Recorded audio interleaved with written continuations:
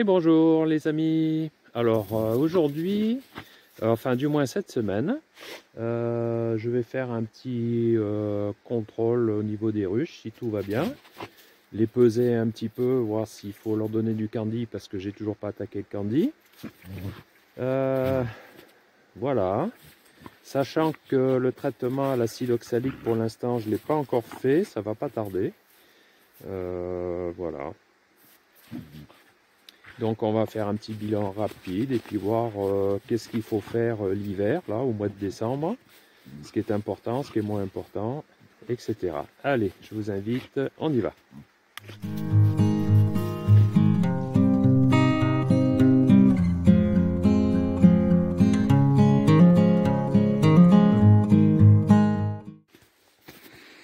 Alors, qu'est-ce qu'on trouve?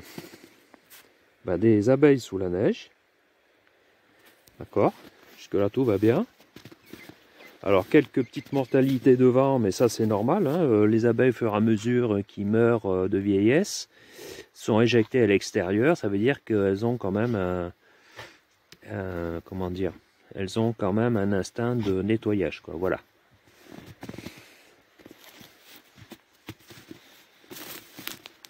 Donc tout ce petit monde-là dort, quoi. Hein, si l'on peut dire. Elles hivernent. Voilà, quelques mortalités. Mais bon. Il y a du monde.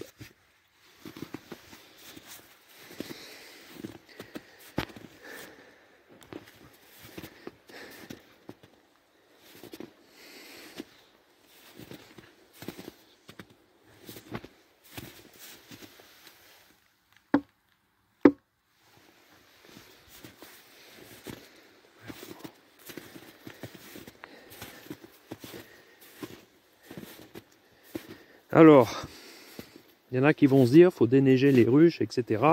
Moi, je suis pas partisan de ce milieu-là, parce que la neige qui bouche l'entrée, la neige apporte de l'oxygène. Donc, dans tous les cas, elles peuvent quand même respirer, quoi. Hein.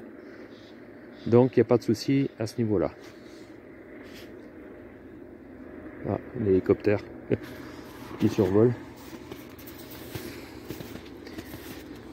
Voilà, un petit bilan rapide du rucher, enfin de ce rucher-là.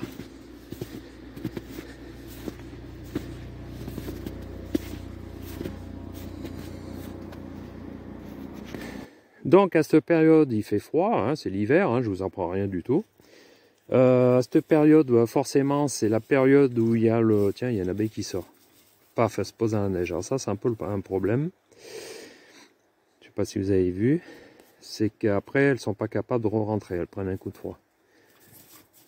Bon, après, c'est leur façon aussi d'aller se vider leur ampoule rectale. Hein. Vous savez que pendant tout l'hiver, elles remplissent leur intestin au fur et à mesure qu'elles mangent. Donc c'est pour ça qu'il faut un miel et de la nourriture qui a très peu de déchets, parce qu'après elles souillent ça dans la ruche, c'est pas bon. Voilà, mais bon, il arrive que quand il y a un bon petit rayon de soleil, ce qui n'est pas le cas en ce moment, elles vont faire ce qu'on appelle des vols de propreté. Elles vont vider leur ampoule rectale. Voilà. Et après, elles rentrent avant la fraîcheur de fin de journée, quoi. Voilà. Alors donc, il faut savoir qu'à cette période-là, du couvain, il n'y en a quasiment plus. Donc, c'est le moment de faire le traitement à l'acide oxalique. Hein, vous savez que l'acide oxalique est fait à partir des plantes l'oseille, enfin, etc., la rhubarbe, enfin, plusieurs plantes, voilà. C'est un acide qui est totalement naturel. Donc, on va voir à l'épisode suivant, donc je vous conseille fortement de suivre mes épisodes suivants pendant l'hiver, où on va faire des traitements à l'acide oxalique, parce que vous savez que l'acide oxalique tue le varroa forestique, c'est-à-dire le varroa qui sont sur le dos des abeilles, mais ne tue pas le varroa qui est dans le couvain. C'est un peu le problème. Donc si on fait un traitement comme ça en septembre, eh ben, toutes les larves, enfin toutes les abeilles qui vont naître du couvain vont être porteurs de beaucoup plus de varroa que ce que sont les varrois sur les adultes. Ça veut dire que, je reprends un peu, le varroa forestique, c'est-à-dire le varroa qui est sur le dos des abeilles, qui est soi-disant visible, ne montre que la partie immergée de l'iceberg. Tout l'intérieur de l'iceberg, c'est-à-dire l'iceberg qui est dans la partie de l'eau, qui est beaucoup plus important, ben, c'est là où il y a la grosse majorité de varroa. D'accord? C'est pour ça que le traitement à l'acide oxalique n'est pas forcément très efficace à ce moment-là. Donc, c'est pour ça qu'on attend en décembre pour faire ce traitement à l'acide oxalique, sachant qu'on est en période hors couvain. Ce qui n'est pas forcément le cas sur les ruches qui sont sur la côte, je confirme. Voilà. Donc là, on est sûr de tuer une 95 ou même voire 100% de varroa à cette période-là. Ce qui fait que les colonies, quand elles vont démarrer au printemps, elles n'auront quasiment pas de varroa et vont pouvoir faire une belle récolte toute l'année. C'est chose importante. Sinon, si elles commencent déjà avec du varroa tout début printemps, eh ben c'est râpé, quoi. Ça va tout s'engluer, c'est le cas de dire, et les récoltes sont fortement compromises. Hein. Au plus on a de varroa, au moins on fait de récolte. La récolte est inversement proportionnelle à la quantité de varroa. Voilà, mathématiquement.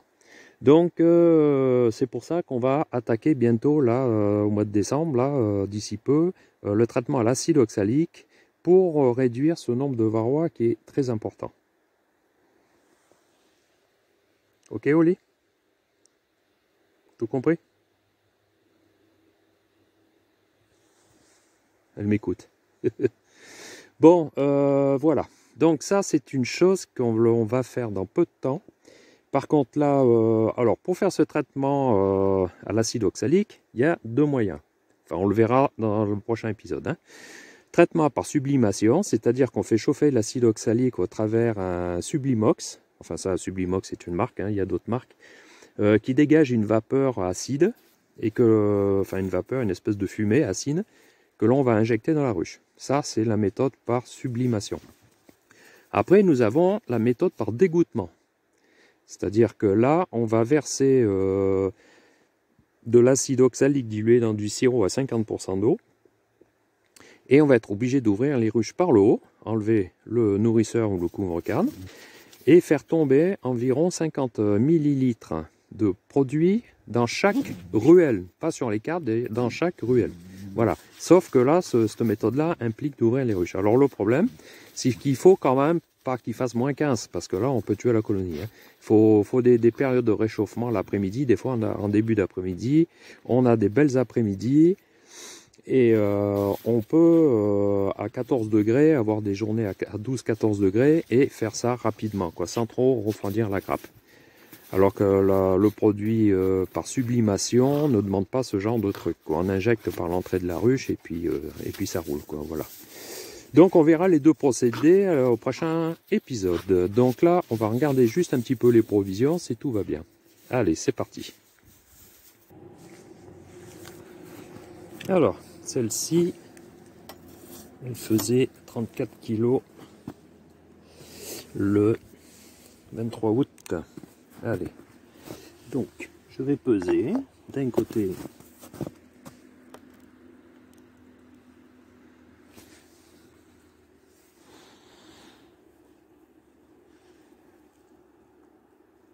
j'ai 16 et de l'autre côté, parce que moi en fait je pèse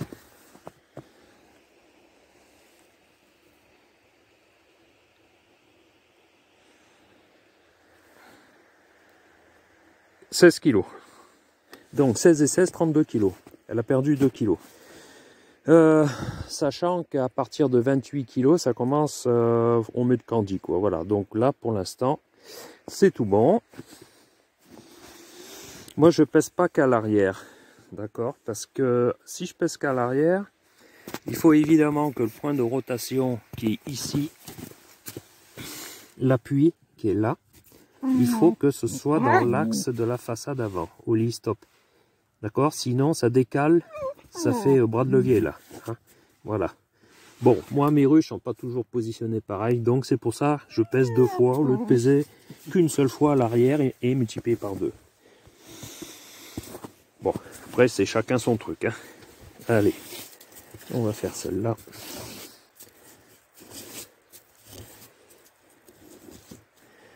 évidemment, il faut déneiger. Alors, sachant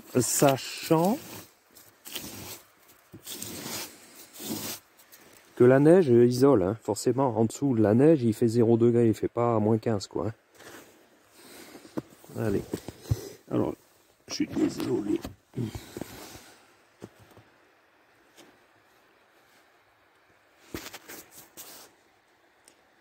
Voilà. 15.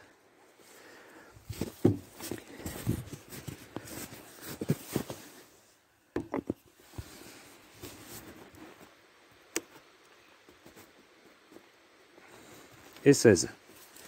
Bon, donc 15 et 16 font 31 kilos. Donc, c'est bon. Etc. Voilà comment je pèse. Bon, là,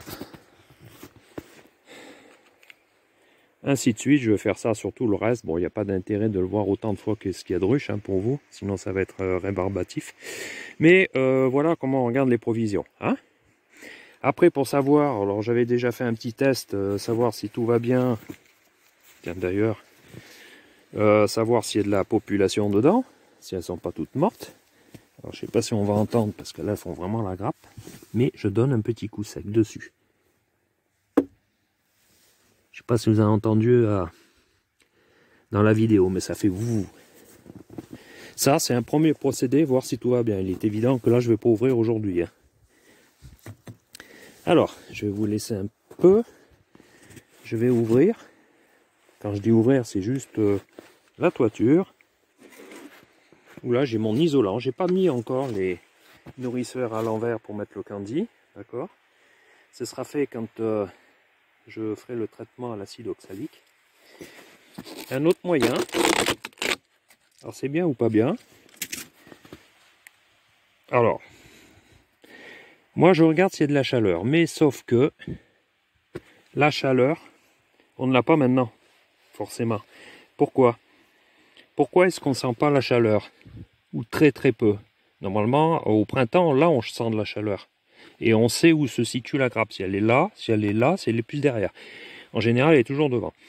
Sauf que quand c'est hors couvain, hors période couvain, ben, il est évident qu'elles n'ont pas besoin de chauffer autant. D'accord? Il fait que 20 degrés. À la main, on ne sent pas trop les 20 degrés. On sent en plus 30 degrés. Donc, ce qui veut dire que là, on est hors couvain. Pourtant, on sait qu'il y a la colonie, hein, parce que j'ai tapé dessus, on entend du monde. Hein. Donc, pour l'instant, c'est pas si chaud que ça. Ne vous fiez pas forcément à ça à cette période. On peut se fier ça à partir de fin janvier, pas avant. D'accord? Ça, c'est important. Sinon, vous allez dire, ça y est, elle est morte, voilà, et patati et patata, mais non, ça fout les pas comme ça. Ce qui est logique, hein. De toute façon, l'apiculture, c'est que de la logique. Hein. Si ça chauffe pas, c'est qu'il n'y a pas de couvain. Mais ça ne veut pas dire qu'il n'y a pas d'abeilles. Hein. Voilà, allez, je vais remettre la toiture.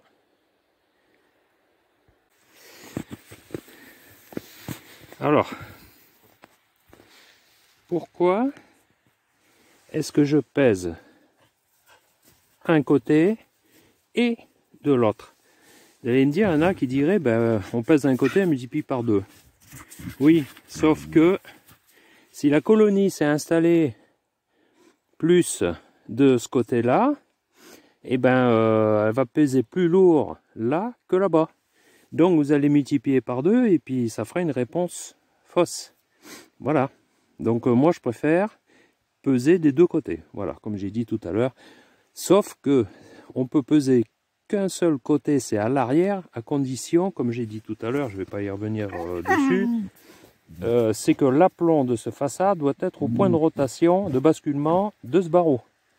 Voilà, d'accord? Bon, après chacun fait comme il veut. Hein. Moi je veux pas, j'ai pas la science infuse, vous faites comme vous voulez. Hein. Voilà. Allez, on continue. Voilà pour le petit épisode. Alors pour récapituler, donc pour le seul truc qu'on peut voir, qu'on peut faire à cette période, c'est regarder le poids des réserves, d'accord? Comme j'ai dit tout à l'heure, Si ça manque au niveau du poids, hein, je sais plus quel épisode faut voir que j'ai en début d'hiver, quand je finissais de nourrir, que je pesais, etc. Allez voir l'épisode, je vous y invite fortement. C'est de stop.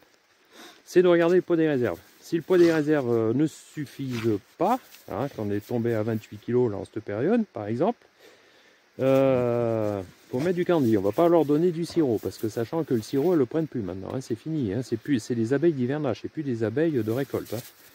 Donc voilà. Oli, elle va me planter un coup de bâton dans la voiture. Donc la seule chose qu'on peut faire, c'est mettre un pain de candy avec le nourrisseur retourné à l'envers. Enfin, on verra les épisodes suivants si vous pensez à vous abonner. Si vous abonnez pas, vous allez louper des choses. Bon, bref. Et puis de vous abonner et de cliquer sur la petite cloche qui vous avertira à chaque fois lorsque je sors une vidéo. D'accord? En général, c'est en fin de semaine, mais c'est pas toujours évident. Je fais un peu des surprises de temps en temps. Voilà. Donc, je récapitule. Poids des réserves, ça c'est important. Quelques mortalités de vent, ça c'est normal. Ça, je vous l'ai dit déjà plusieurs fois. Dans cette période-là, c'est des abeilles qui meurent un petit peu de vieillesse, hein, et puis qui sont éjectées par les abeilles, donc c'est un signe de propreté, ce qui est pas mal. Et chose importante, c'est donner un petit coup sur la ruche et on entend un vrombissement. Mais il faut vraiment tendre l'oreille à l'entrée de la ruche, hein, vous inquiétez pas, elles ne vont pas vous sauter dessus. Hein. Donc on entend un vrombissement, ça c'est bon signe, ça veut dire que les abeilles sont toujours en vie dedans. Voilà. Donc réserve, vrombissement. Et regardez aussi que les portières soient bien mises, hein. Pas qu'il y ait des rongeurs qui soient rentrés, hein. Parce que s'ils sont rentrés, c'est ballot. Voilà ce qu'on peut faire à cette période-là. Hein, voilà. Donc, comme je vous ai dit tout à l'heure, on fera un traitement à l'acide oxalique parce qu'on est en pleine période, c'est le moment de le faire. Parce que si vous attendez fin janvier que le couvain a rattaqué, ben, ça va être porteur de nouveau de varroa. Et ça va redémarrer le cercle infernal du varroa. Et dont la récolte derrière, etc., etc., etc. Voilà, bon, ben écoutez, n'oubliez pas de vous abonner, de cliquer sur la cloche avertisseuse, et puis de liker, ça c'est important pour moi, ça me permet de faire d'autres vidéos, etc., et de me motiver. Voilà. Parce que j'ai plein de choses à vous apprendre et vous montrer. Voilà, ben sinon, à très bientôt le prochain épisode qui sera certainement l'acide oxalique si je fais pas quelque chose avant en atelier. Voilà, allez, au revoir.